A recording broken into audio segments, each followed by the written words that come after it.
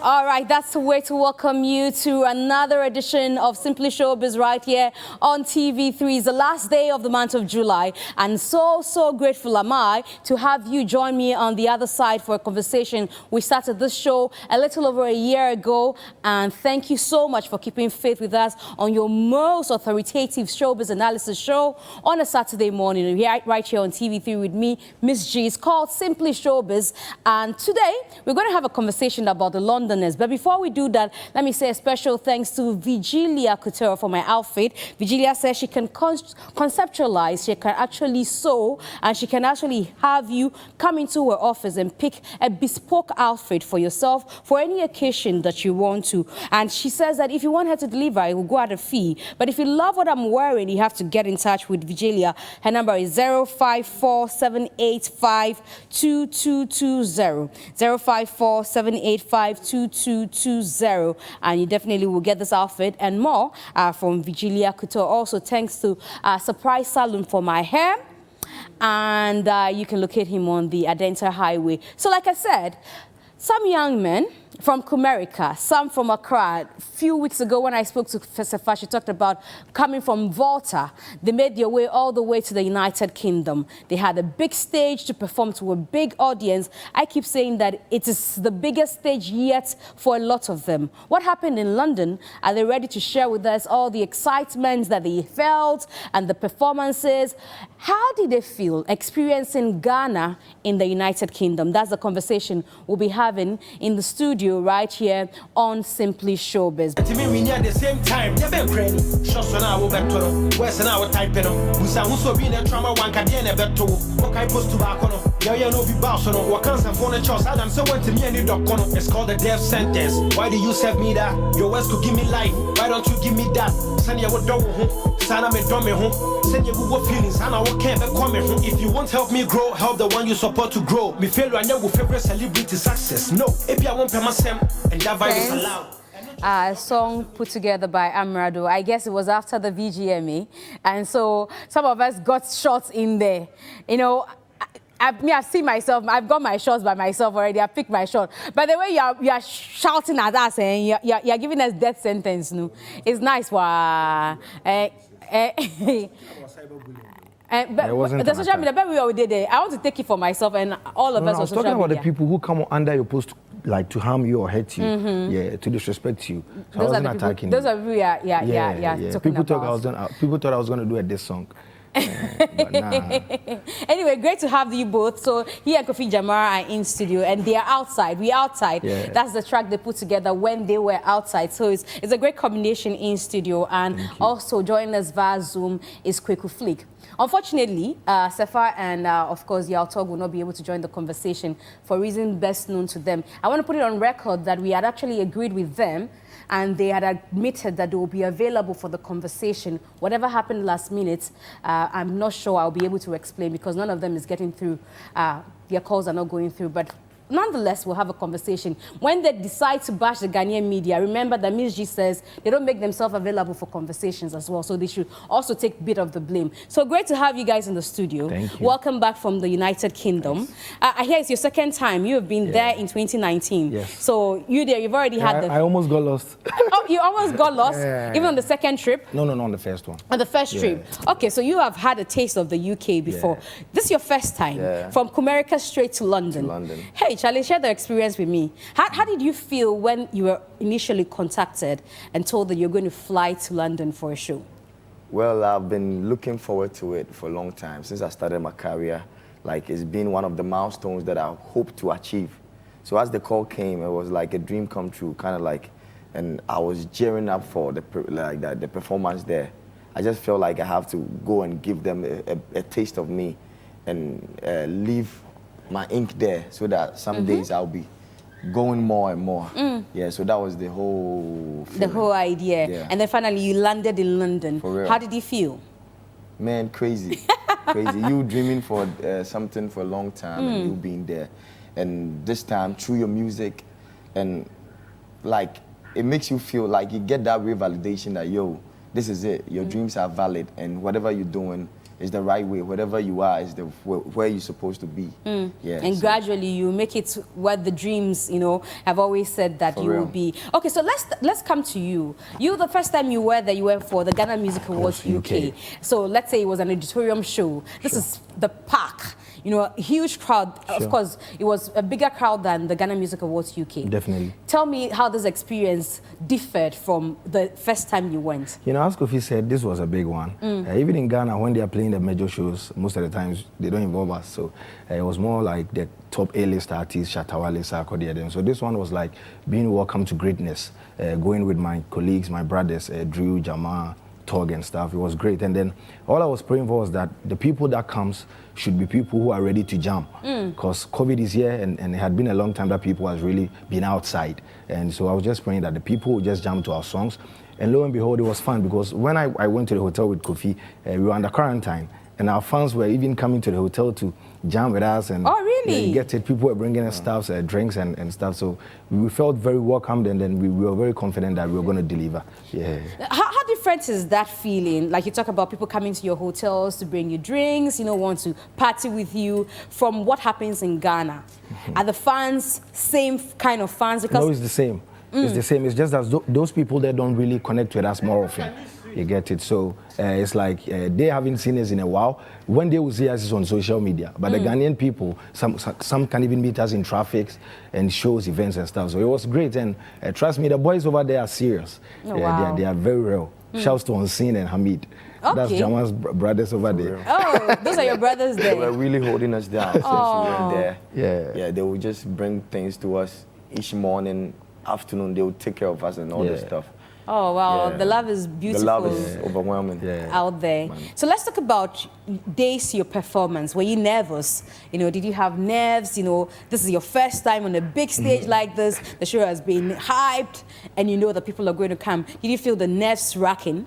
For real, for real. But since I got to London, like everywhere we passed, we felt the impact of our songs. Like through the fans, they were talking and like they made us feel that, yeah, we've done something huge that we don't even know about. Because it's like our songs are like the only reasonable thing for them that they used to connect back to the country. So when they saw that we were around, they wanted to take every chance to come and be near us. So I felt like, yo, we just have to get on stage and give them the songs. The songs are what they are here for. They are here for us, and we just have to give them ourselves, 100%. So that was it. The nerves was really rocking, and we felt some tension here and there, but it's worth it. It was worth it. No, he's lying. He was not nervous. Before the performance, he had mutu. No, he needed to be strong for the performance. Before the performance, he had mutu. Yes, so. He needed to be strong to jump. You know, his song needs a lot of jumping. So the apostle needs a lot of jumping. I will very soon connect with Kuku Flick, who joined you for that performance. So they said you guys put in extra. They say, you know, the performance that you give us here in Ghana is not the performance you give the UK people. Oh, but Ghana no be UK.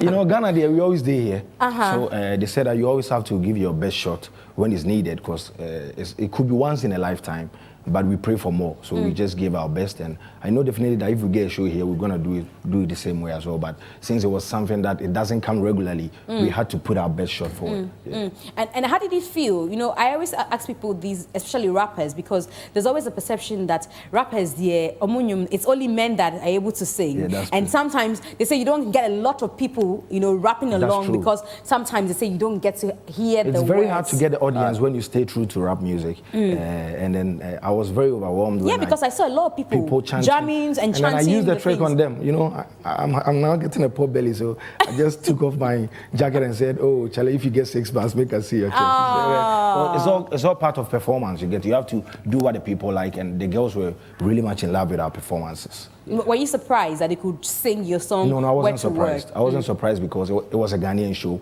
and we are now living in a global village. Whatever is going on is on the internet. People know Kofi, people know Amrado, people know Jamar, so it was just normal. Yeah. And you guys performed the Kofi like how many times? 100 times. like how many times? Like three times. 3 times back to back, eh? Yeah, it wasn't like full performance of the songs. Yeah. Sometimes I have to do the a cappella, and Flick have to cut in, Talk have to cut in. and we had to end with the song again. What was it planned from home, or did you plan that this was the format you were going to go with? Yeah, before that, I planned with Amrado, Flick, and Yao Talk, and we arranged ourselves that, yeah, this is how our set is going to be. So Amrado went first, and after that, we came. Yeah, me, Talk, and Flick. Yeah, so that was how it was. Because I'm asking because at a certain point, it looked like everybody was overshadowing, you know, and I was like, okay, was it not rehearsed? What happened? Yeah, it was the energy. We just wanted to go in with the energy, give them our all. This is not the time to, like, play simplicity and all this stuff. This is like, it's a first time, and it's like a chance of a lifetime. So we had to give them our all. And the stage, the Ghana Party in the Park stage, is all about the energy. That's how I feel. So we had to just combine the energy and give it to them. That was how that was the whole plan. Okay, so we're still waiting to get Kofi Flick. He's been on for a while. I don't know what happened. He's off now to join us. But also, another beautiful thing I saw whilst you guys were performing was you had the highest himself in the crowd with Kim Promise. They were nodding, jamming. Did he give any morale to you guys when you were up there performing? No, he did a lot for us. He invited us to the studio, worked with Kofi on a record. Oh, right there? Yes, right there. Oh, wow. And that song, Kofi killed the hookers, I tell you. Hey! And then as a creative director, he took us to, with the help of the Ghana Party in the Park team, they led us to the Ghana ambassador to UK, Papa Nkrumah. And we sat down to talk about the fact that the government can use our voice, the creative arts, our voice to reach the people in everything that they do, since we have the voice of the people.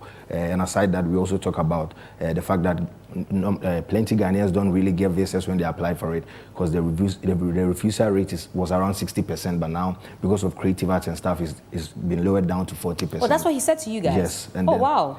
We had a very long conversation, and I think we really enjoyed Sarkodie's presence. He gave us gifts. Advised us, took us to the Zuma 9 bridge for a dinner. Unfortunately, we were late. Myself and Kofi went to eat fufu with the Tog and Flick. Hey. We met our godfather, Zero King. Okay. So he took us on a dinner. He took us to a dinner, and then we went to eat fufu. Before we realized we were late. And when we got there, we had to talk to the head of the Apple Music there. Such a wonderful woman. It was just a quick one, but we took pictures, and it was mad fun. Now, let's go back to what Papa Nkrumah told you guys. With that information in mind, how is it going to, alter how you perceive yourself as an act down here, and how you tend to carry your crafts beyond that conversation? Okay, so what happened tells me that music goes beyond performance. Music goes beyond an artist. You are a brand, you get it. And Sarkodie mentioned something that I was happy about, like linking the corporate world with we, the artists, and especially the new generation. We have a long way to go. And now, at first, people thought like music was something for rascals. But now the corporate world, you see brand ambassadorial deals for Kiddy, Kwame Eugene, and that means that the corporate world is now understanding the music as a brand, as a showbiz. So I feel more like with time, people get to know that the voice of the people is us, and the government and the corporate world would reach the masses through us. You get it? So that was how I really felt about that move. Did you feel any difference after the conversation? Well, you want to share that? I was sharing the same sentiment with Sark. Because if you look at America, they are America because they have the same superpower like Russia, but it's America is known because of entertainment and music. The Jay-Z's, Beyonce's, the basketball, all the entertainment factors. So for a country's development, you can't shy away from the creative side, the musicianship, the entertainment, and all the stuff. So it all merged into one in building a great country. So it was a good point that Sark made, and it reflects every time. And we are seeking to make it happen, to collaborate more with the corporate bodies and build a better country. Do you think that they avail themselves for these collaborations? I personally see a lot of multinational companies here would use South African faces, Nigerian faces for product that they are throwing sometimes on even we, the Ghanaians. Do you think that they are open to collaborate with us? Well, it's gradually becoming, because at first, as Amrado was saying, they thought music was for the rascals, and at first brands from outside really influenced us, but now Ghanaians are really patronizing our own, and that's the whole point. So I think it's a gradual process, and conversations like that we had at the council is going to seek to make things happen like that way. Yeah. Maybe we want to take a break. Let's see if we can get back to Quick Flick when we are back from the break. Remember that Amrado told us that he and Sarkodie had the joints, and two of them also had the joints also titled We Are Outside. Let's take a break. When we are back, we'll talk about We Are Outside, that joint he has with Sarkodie, and also the conversations that were going on here in Ghana whilst they were out there in the UK. I'm sure you followed the conversations. We're back after the break.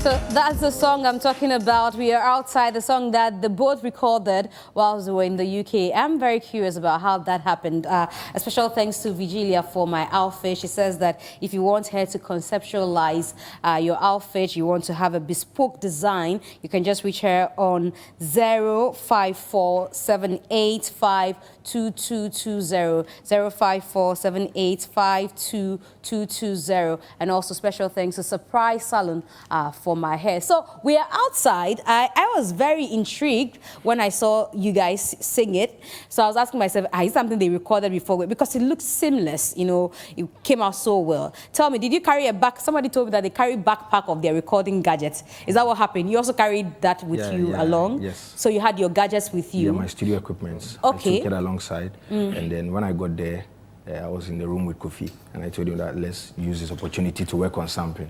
Genuinely, Tog and Flick was supposed to be on it, but they were having some live videos upstairs. And Charlie, those people, I hear that every 1 minute they are not live. So we felt like if those two are making an impact through their live videos, we should also make an impact through a song talking about Boris Johnson announcing lockdown to be off and people are outside in UK, so we could take advantage of that and drop We Outside since everyone is outside now. Okay, so that's it. So how did you come about? Did you have to just on the spot put the lyrics together, or somebody you had to say let's take our time to write it for it to, how did you guys it was record? On the spot, but we took our time. When I wrote my lyrics, Kofi recorded me, and when he did, I recorded him as well. Oh, okay. Yeah, we all know how to record, so we're all studio rats. So. Hey, wow, wow. Kofi, tell me about this encounter. We are outside. Yeah. So Amrado says, let's do something. Yeah, it was a wonderful experience because we were stuck in the same room, and me and Amrado, we go way back, so it was just the vibe. We just caught the vibe. The beat was around, so we just had to put something on. He went with the first 4 bars, and I was impressed, and I saw like, wow. And I had to continue for him. And he came back again, I had to continue. And then we got the hook, and we just had to sing it out. Everybody in the hotel were like, they were just complaining. Yeah. I just had to do it. They're complaining against the called that we should lower the the whole place. It's entering his head, and the Oh, I see. But how did it feel knowing that you guys recorded this on the spot in your hotel room, you know, when you released it? It was all over. Even fans who came to see us, like in the hotel, saw the video gone viral. So as they were coming, they were just singing the songs along. And DJ Mensa called us and told us he was proud that we've just done something in that minute. Yeah, and people, all the whole people around there were just vibing to the song. It was like the song for the trip. Yeah. It makes sense. We are outside, and now I get the proper meaning of that. We are outside. That now finally lockdown has been lifted. You know, you can be outside to party and all of that. So again, you had an opportunity to record with Sark. Is it the first time you're doing something with him? Yeah, it's the first time. Tell me about the experience. Well, we went with Drew, Camido, Amrado. Yeah, and it was just a vibe that we caught. But around that time, Amrado and the others were in the studio. Okay. So I went, like Sark was carrying a beat box. So I went to the other side of with him and we just listening to the beat.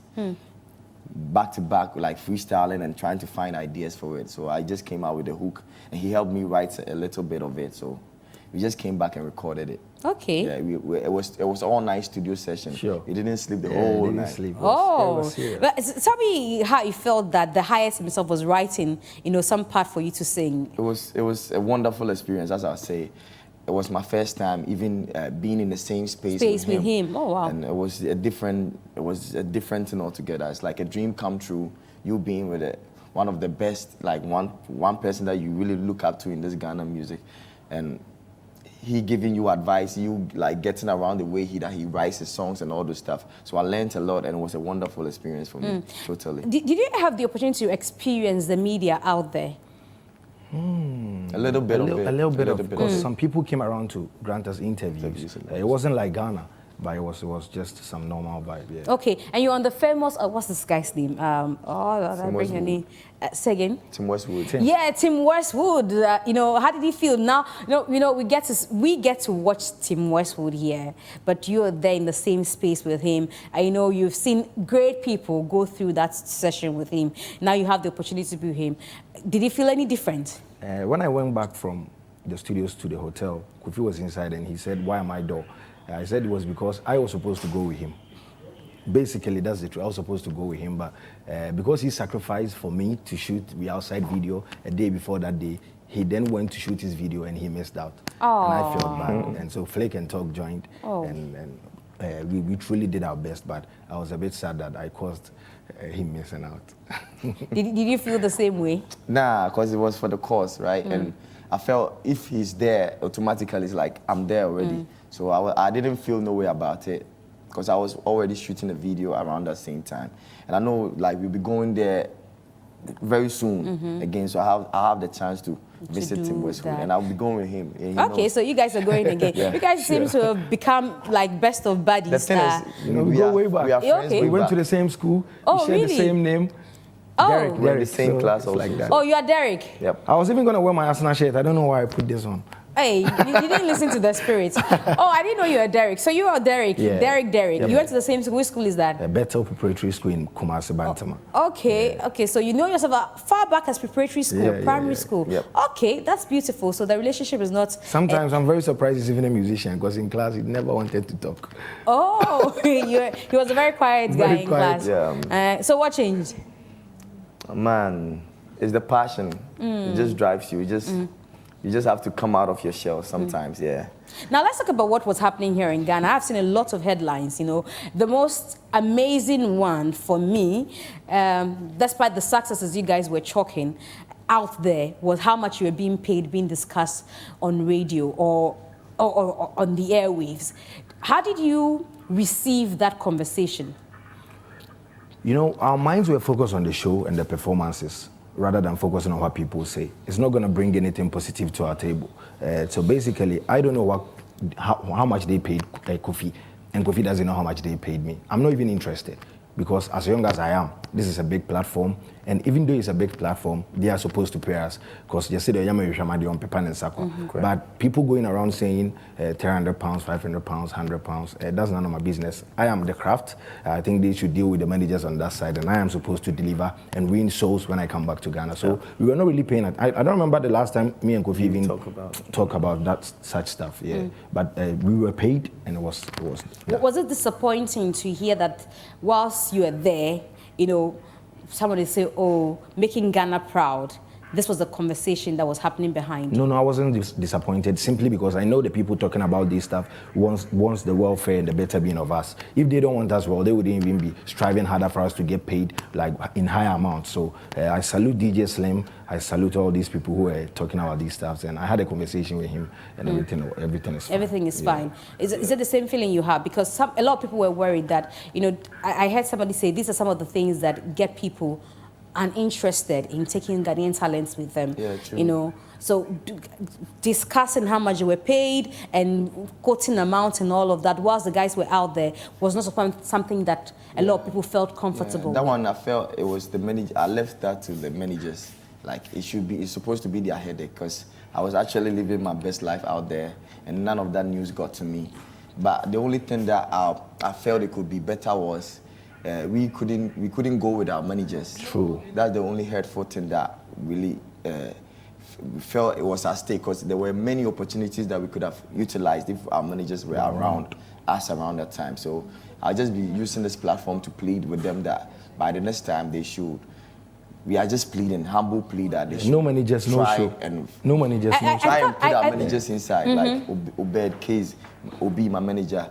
Like, we had a lot of chances that we had to use there, but he wasn't around, so I couldn't use them. So next time it would be far more better if they are around. I hear that. Now that you're appealing for managers, some of the things that we've also heard is that sometimes the managers will say, "Oh, we want to go with our artists," and the artists will go behind the managers and tell the organizers that, "Oh, Charlie, that's what we who hear." does that? I've No. not heard of that before. In our circles, we don't do that. I don't know about others, but that's very bad. We know the importance of a manager. A manager's being role, inside yes. When you, especially when you're outside and the things that you can do. Because if you are on your own, it's like a one-man army. But if your manager is with you, you can divide and do a lot of stuff. And even if the managers are around, people can't get easy access to you. Most of the things that you do personally, the manager will help you out. Is that to say also that the event organizers do not appreciate the roles that managers play? So, for instance, a lot of people will not have moved without, you know... Yeah, Ms. G, genuinely, they made an attempt. I think it was just not enough, but they made an attempt to send our managers with us. That was fine. This is the first time we'll pardon them. And then the next time, we'll make sure that they place our managers first even before granting us our visas. Because they deserve to be there. They've worked so hard for us and they deserve to be there. I spoke about it at Hits FM and Xylophone, and it was very bad. So next time, they have to book the managers first even before us. Next time, book the managers even before them. That's what you're saying. I know that, like you said, they are going to go again. Psychologically, we need them. You get it? Yeah. But you people are going to go again. You have the visas already. So how will you get them to say, oh, now... No, visas, they work permit visas, so it will expire 14th August. Oh, okay. Yeah. The rest had 7th August. Me and Kofi had 14th August. So after that, we can't use it no more. So that means that... You apply for another. So you have to apply for another one. And that's when you insist that they go with your manager. Exactly. Okay, so let's take a last break. We are back to find out what's next for these two who have joined us right here on Simply Showbiz. Please stay. All right, so let's do the final lap of the conversation right here on Simply Showbiz. We have in studio Amrado and Kofi Jamar. Both of them are speaking on the experience they've had in the United Kingdom with the Ghanaian community. And we've been having a fantastic time here with that conversation. So there's something I was skipping, and I've been reminded, so I'll go to it. He says, you don't want to talk about it. No, what were you guys doing? We were shooting a video. And the smoke was coming from where? Because we were under quarantine, so we couldn't apply smoke effects. So we told the wise that in as much as you want to shoot a video, you have to be creative. So I sat down with Kofi for like 2 minutes and he said, oh, let's light up a paper behind us and then the smoke will be the smoke effect on the screen, on the screen. You're not afraid that, the fire no. alarm... There was a window there we could open, so we opened it. Yeah, so the vapor could go out. But people didn't think there was a paper. What did they thought it was? Anything else that can generate smoke. Apart from paper, what can generate smoke? What can generate smoke again? Well, he wanted that smoke effect, and also he felt it would cause some, Ghanaians, right? So you got the reaction you're looking for. You see, you don't want to say. You got the reaction you're looking for. Because there are other things that could generate smoke, What are they? Other smoke can generate smoke. Smoke can generate smoke. Nah, that's deviation. Smokeless smoke. Hey, smokeless smoke, that's the one you like, eh? That's what can generate smoke, like I was saying. Smokeless smoke can generate smoke. Yeah. We are on TV. You are partying is morning TV, so some people didn't even focus on us doing a back to back and then appreciating it. They were just talking about the smoke, and people were like, "Oh, is that Kwaku smoke shooting or is that Sarkodie?" I was like, why? Is it because the man keeps holding cigar? Now we are back. We've done that. We've conquered that market. We know the fan base there. We know that we are being loved there. We are back in Ghana. What do Ghanaians get now? Because it looks like sometimes the focus begins to change. And you say, oh, Charlie, if the fan base out there, therefore do more international shows, get more money from there. And sometimes even people say, okay, then stay there. Tell us what the focus will be now that you've experienced that market. I'm going to start with him because you have already experienced this your second time. So now that you've experienced that market, has it changed anything about how you're going to be dealing with us here? Are you looking forward to going to stay permanently there and all of that? Well, personally, I felt like I felt the influence of Ghanaian music in the Ghanaian community around there, and I felt, as I looked around, I felt the impact of Afrobeat also in there, and the impact of the drill music also in there. So I felt it's all about balance. You balancing the side, like for me personally, it's all about balance for me. Trying to find my audience here and trying to find the audience there. Because I feel like apart from Ghanaian music, Nigerian music is really out there in the UK. It's like it's taking over everywhere. So I'm like thinking of what could make Ghanaian music take over UK like this. So that's my whole agenda I have right now. And I'm still working on sounds. I was trying to find a type of sound that they like and trying to blend it with the Ghanaian sound and make it like balanced worldwide. Yeah, so that's it for me. What about you? Okay, so I'll say thank you to Kofi for an advice he gave me over there. Oh, really? Yeah, yes. Young man, they give you Yes, there before we you come. had a fight in a car. Hey, you had a fight? Yeah, we had a fight. It was about what? It was about me not liking foreign songs. And he was angry that, yo, bro, it's about time we listen to that and fix it with our local dialect so that we could reach the international market. He felt I was not trying to understand him, but with time, I was being quiet because I thought it was making sense, and he really made sense.